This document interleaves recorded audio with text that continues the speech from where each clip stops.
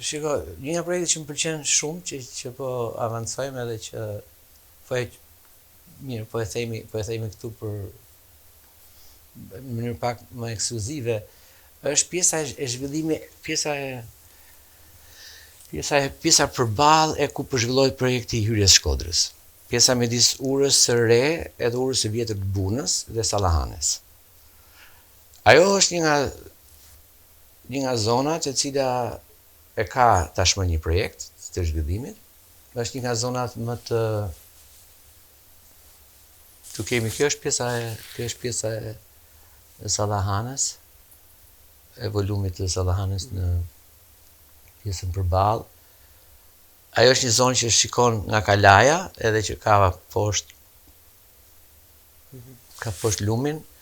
Këtu do të ketë pjesë për artezanatin, do jetë një projekt i cili lidhet deri me, kjo është vetëm pjesa e Sallahanes, poshtë, por projekti fillon nga njëra urdhë të tjetra dhe përfundon deri në lartësinë ku është fshati Paqes, po është një zonë aty ku është një nga pikat më të bukura të Shkodrës, ku shikon me një tip balkoni rrethor, dhe aty shkohet nëpërmjet një shkallare shumë të bukur. Ja, kjo është pamja që vjen që shef nga balkoni. Projekti është duke avancuar, do të ketë aty edhe një mol, pjesa e poshtme, këto do të ketë një shkallare me një koncept të parqeve të ndryshme që vjen deri në këtë faqe. Ky është një nga projektet, mendoj që mund të ketë një vlerë edhe turistike dhe ndoshta edhe nga projektet më të bukura.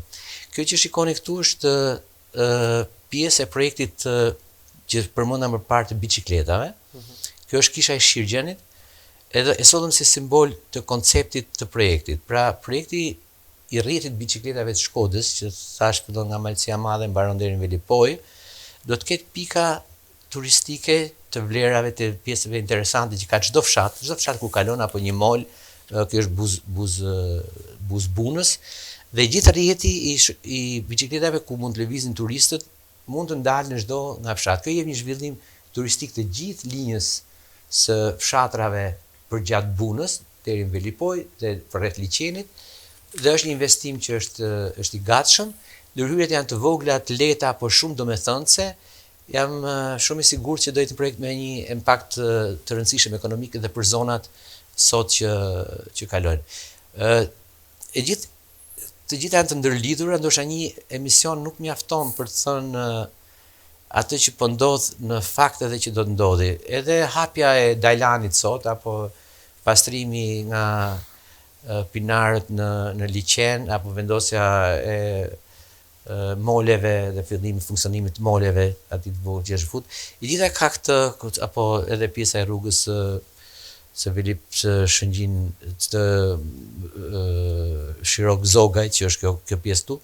Të gjitha këto në fakt rikthejnë një ofertë turistike dhe ekonomike për qytetin që s'është menduar që do të ndodhi kaq shpejt në këtë kohë. Hapja edhe bërja e lundrueshme e Bunës, heqja e Dajlanit nuk është thjesht një lëvizje, është edhe thjesht një lëvizje ekologjike shumë e rëndësishme, por nga ana tjetër edhe shfrytëzimi i Bunës edhe për turizmin. Kështu që mendoj që janë projekte të koordinuara që po ecin paralelisht, por me një koncept shumë të qartë të zhvillimit rajonal të Shkodrës.